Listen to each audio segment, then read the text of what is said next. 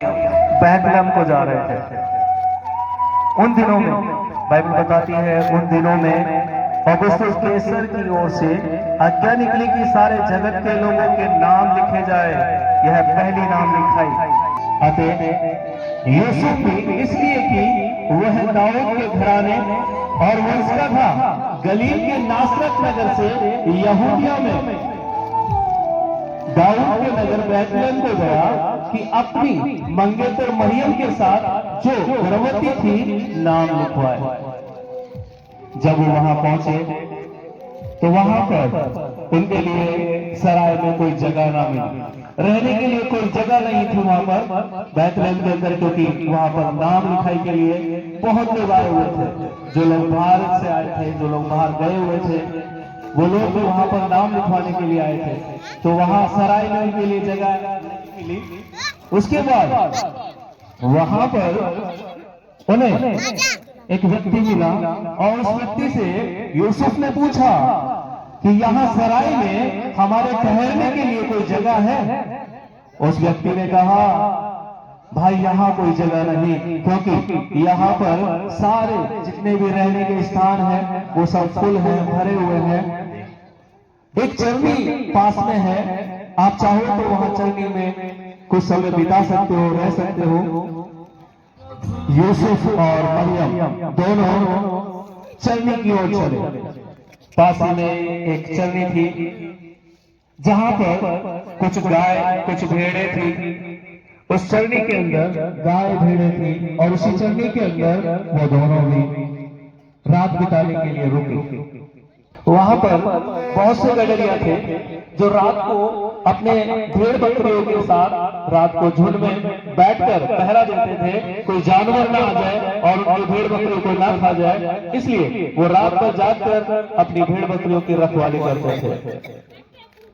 Bible बताती है स्वर्गदूत जब उन गडरियों के पास आया और वो गडरिया डर गए, तब स्वर्गदूत ने उनसे कहा, मत डरो, क्योंकि देखो मैं तुम्हें बड़े आनंद का सुसमाचार सुनाता हूँ जो सब लोगों के लिए है, इस पृथ्वी के लोगों के लिए है, कि आज दाऊद के नगर में तुम्हारे लिए एक उद्धारकर्ता जन्मा है और यही मसीह प्रभु है।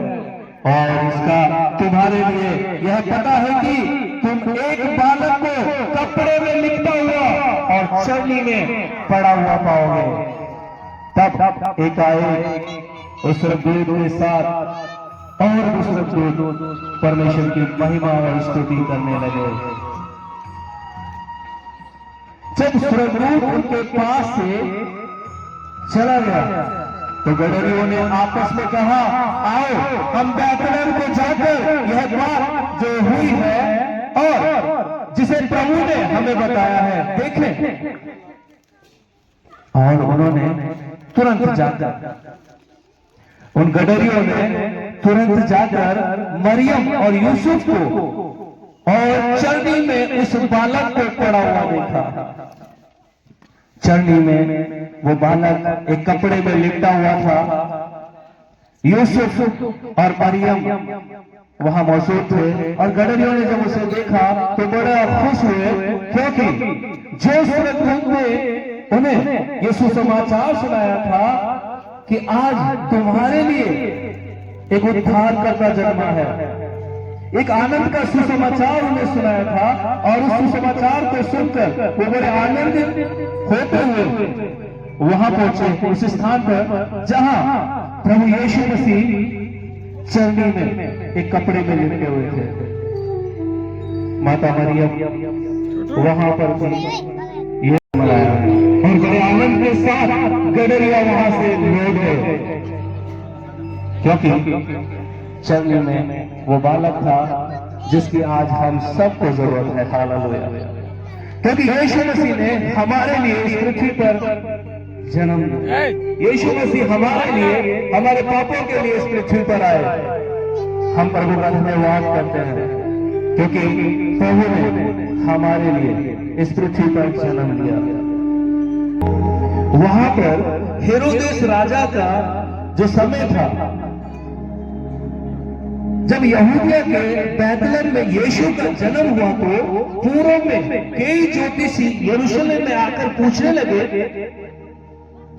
कई ज्योतिषी यरूशलेम में आकर पूछने लगे, यहूदियों का राजा जिसका जन्म हुआ है कहाँ है?